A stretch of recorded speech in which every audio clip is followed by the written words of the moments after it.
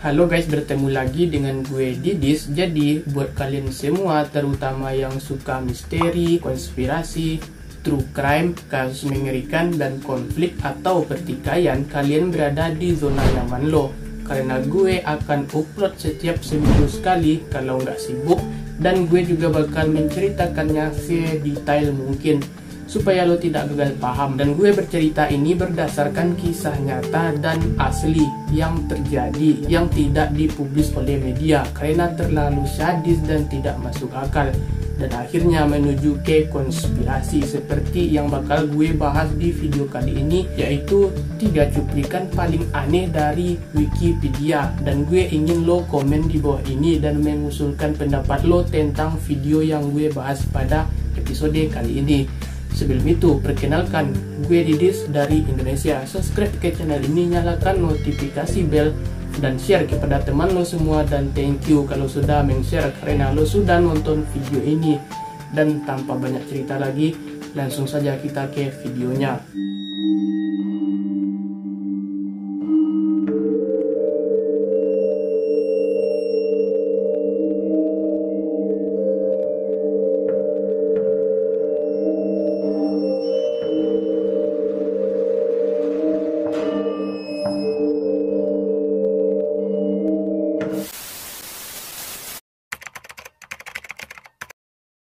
Pada tahun 1855 di timur dan selatan Devon, Inggris, terjadi sebuah kejadian aneh yang membuat para saksi cukup bingung, terutama sangat terganggu. Ceritanya pada bulan Februari tahun itu terjadi badai salju yang sangat lebat, dan keesokan paginya ada lebih dari 30 laporan dari berbagai lokasi di Inggris tentang jejak aneh mirip kuku yang tampaknya tak ada habisnya yang berada di salju. Mereka mengklaim jejak itu sebagai jejak pangeran. Gue juga nggak tahu pangeran apa, dan ini bisa lo cari ceritanya di Wikipedia karena ceritanya ada di situ. Jadi para saksi dari insiden tersebut diduga mengklaim bahwa sang pangeran menempuh jarak 100 mil dengan medan curam yang menurut Wikipedia yang meninggalkan banyak orang cukup bingung dengan apa yang mereka temui. Artikel tersebut juga menyebutkan bahwa catatan HUF muncul di tumpukan jerami di atap rumah dan rintangan lain yang biasanya tidak ada dugaan akan dipanjat oleh hewan seperti yang dapat lo bayangkan. Tidak butuh waktu lama bagi orang untuk memulainya, dan datang sejumlah teori liar untuk menjelaskan pangeran kuku, dengan banyak dari mereka mengklaim mereka memilih setan. Gue kira karena beberapa orang berpikir pangeran tampak seperti kambing. Pangeran sekarang jelas ada teori yang jauh lebih rasional untuk menjelaskan mengapa pangeran ini bisa muncul bermalam di lokasi tersebut pada waktu yang sama. Dan satu-satunya alasan artikel Wikipedia diberi judul jejak kaki setan, karena itulah nama legenda urban legend, dan lo harus mempertimbangkan bahwa teori ini mungkin dibuat oleh sekelompok orang-orang kota yang bosan.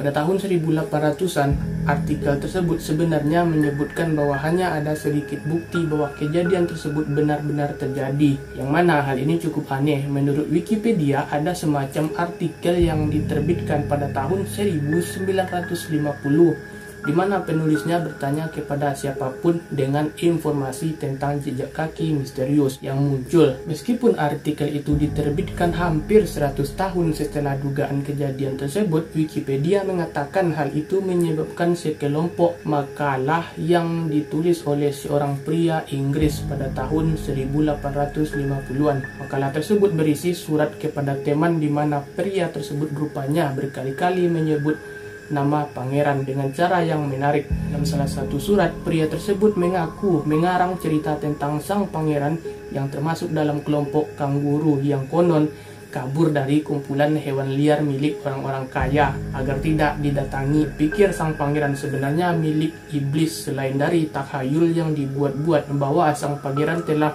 ditinggalkan oleh iblis. Ada beberapa teori yang lebih logis yang muncul beberapa bulan setelah kejadian tersebut.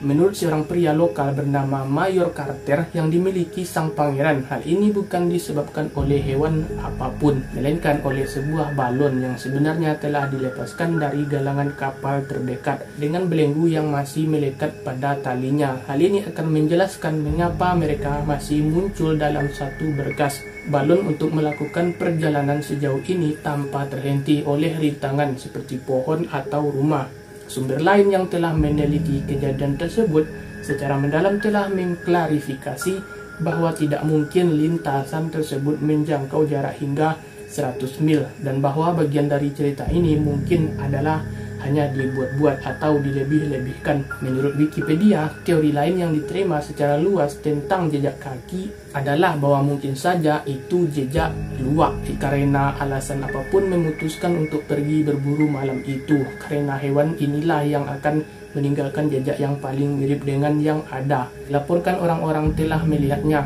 tetapi meskipun ada banyak penjelasan yang masuk akal, faktanya tetap bahwa tidak ada bukti konklusif yang membuktikan dari mana asal jejak kaki ini. Ini mungkin hanya salah satu peristiwa sejarah yang mungkin akan menjadi misteri selamanya. Pada tanggal 27 Agustus tahun 1971 ada sebuah desa bernama Belmes Fets. Belmes adalah sebuah desa di kota Madya kecil dengan ukuran kurang dari 3.000 penduduk di Cordoba, Spanyol. Tidak ada hal yang terlalu luar biasa yang diketahui kecuali satu kejadian yang didokumentasi di Wikipedia yang menceritakan tentang sesuatu yang sangat aneh yang terjadi di sana. Sampai pada tahun 70-an, menurut artikel tersebut, pada tanggal 23 Agustus tahun 1971, seorang warga Belmes bernama Maria Kamar mengaku bahwa wajah manusia dengan ekspresi menyeramkan muncul entah dari mana yang berada di lantai beton dapurnya. Sesuai kesaksian Maria sendiri, begitu dia melihat wajah itu, dia sangat terganggu dan mengetahui bahwa dia adalah wajah itu. Tidak akan bisa mengabaikannya. Dia memanggil suaminya Juan dan putra mereka Maguel. Setelah itu mereka menghancurkan wajah itu dengan beliung dan memasang beton baru. Ceritanya setelah beton baru dipasang, wajah baru pun muncul di lantai yang sama. Beberapa hari kemudian, artikel Wikipedia menyebutkan bahwa saat itu Maria dan keluarganya melaporkan kejadian aneh tersebut kepada wali kota Medved yang memerintahkan beton tersebut dibongkar lagi dengan hati-hati untuk dipelajari, melakukan penelitian lebih lanjut tentang cerita tersebut. Gue menemukan bahwa setelah mereka melepas lempengan kedua dari beton, sekelompok wajah yang sangat mengganggu diduga mulai muncul di seluruh rumah, dan tak lama kemudian rumah Maria diiklankan kepada turis dari seluruh Spanyol sebagai rumah wajah menurut Wikipedia. Kurang dari 9 bulan kemudian, ratusan turis dari seluruh penjuru Spanyol negara tersebut melakukan perjalanan ke Belmes untuk melihat sekilas wajah-wajah tersebut.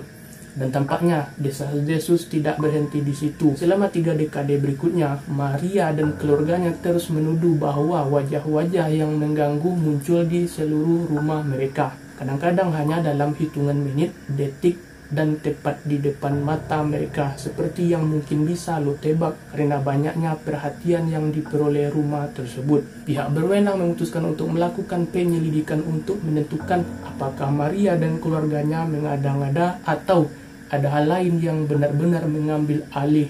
Tepat di rumah disinilah cerita mulai sedikit aneh, padahal telah dilakukan beberapa kali pengujian untuk mengetahui apakah wajah-wajah tersebut dilukis di atas beton dengan tangan atau tidak. Hasil dari banyak pengujian tersebut saling bertentangan, dan untuk saat ini masih belum diketahui apakah wajah-wajah tersebut dilukis oleh Maria dan keluarganya atau tidak. Kasus tersebut bahkan menarik perhatian sekelompok penyelidik paranormal, dan beberapa dari mereka menyatakan bahwa ketika mereka sedang melakukan eksperimen di rumah tersebut, mereka diduga mulai mendengar suara-suara agar tidak ada orang lain di rumah itu. Dan mereka bahkan diduga melihat wajah-wajah baru yang muncul entah dari mana yang ada di atas beton ketika mereka berada di sana. Tetapi seperti yang sering terjadi, pihak berwenang menuduh para penyelidik melakukan eksperimen mereka tanpa kontrol dan dokumentasi yang tepat, sehingga memakan waktu cukup lama. semua kredibilitas dari apa yang mereka katakan sebagai pendiri rumah tersebut. Sampai hari ini tidak ada yang benar-benar tahu dari mana wajah-wajah itu berasal. Tetapi teori yang paling banyak diterima adalah bahwa Maria dan keluarganya mengarang semuanya. Cukup meyakinkan dan memanfaatkan kegilaan media untuk kepentingan finansial. Bagi mereka yang skeptis, media juga harus disalahkan seperti Maria karena menerbitkan begitu banyak artikel sensasional di rumah tersebut, sehingga sangat menyulitkan pihak berwenang untuk melakukan tes yang tepat dan mendapatkan hasil yang kredibel. Jadi menurut lo, wajah yang ada di lantai apakah itu sengaja dibuat oleh Maria atau ada misteri lain di balik semua ini? Pada tahun 1991 ada suara dari lautan yang tidak bisa dikonfirmasi. Suara itu masuk ke artikel Wikipedia yang diberi nama daftar suara yang tidak dapat dijelaskan.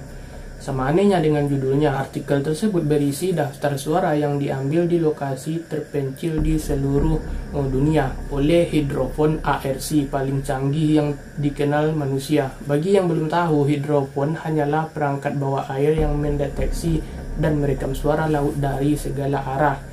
Seperti yang disebutkan di pendahuluan artikel, file suara harus dikeluarkan hingga 16 kali kecepatan aslinya dan frekuensinya juga dimunculkan agar terdengar. Yang menarik dari suara-suara ini adalah tidak seorang pun tahu apa penyebabnya. Hal itu cukup mengganggu mengingat suara-suara tersebut berasal dari lokasi terpencil seperti dasar laut dan jauh di bawah permukaan bumi. Misalnya, salah satu suara yang tidak dikenal, suara disebut upswept dan ditangkap oleh Administrasi Kelautan dan Atmosfer Amerika Serikat menggunakan rangkaian hidrofon Samudra Pasifik. Karena artikel tersebut menyebutkan bahwa suara tersebut pertama kali ditemukan ketika Laboratorium Lingkungan Kelautan Pasifik mulai merekam dengan rangkaian hidrofon mereka di suatu tempat di samudra antara Selandia Baru dan Amerika Selatan. Jika Anda mendengarkan suara yang akan gue putar di sini, sebentar lagi lo akan menyadari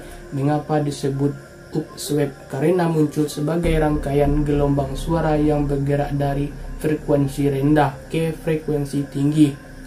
Artikel Wikipedia menyebutkan bahwa suara tersebut tampaknya datang dan pergi tergantung pada musim. Dalam setahun dengan volume mencapai puncaknya pada musim semi dan musim gugur. Inilah yang terdengar hingga saat ini. Para ilmuwan tidak tahu apa itu atau dari mana suara itu berasal.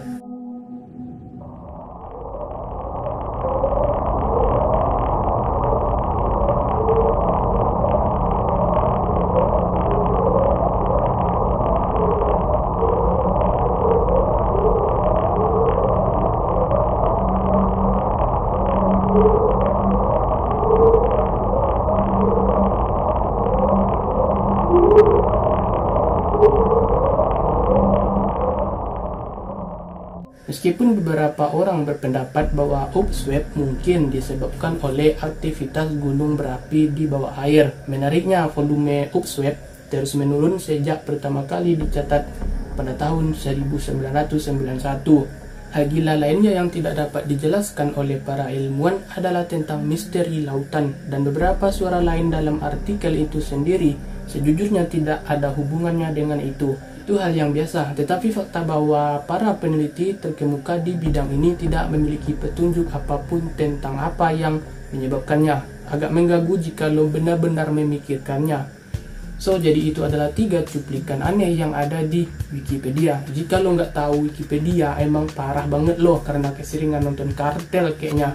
Jadi lo nggak tahu apa-apa. Gue Ridis pamit di hadapan lo. Terima kasih sudah menonton sampai habis dan bertemu lagi di video selanjutnya. And see you on the next video. And bye bye.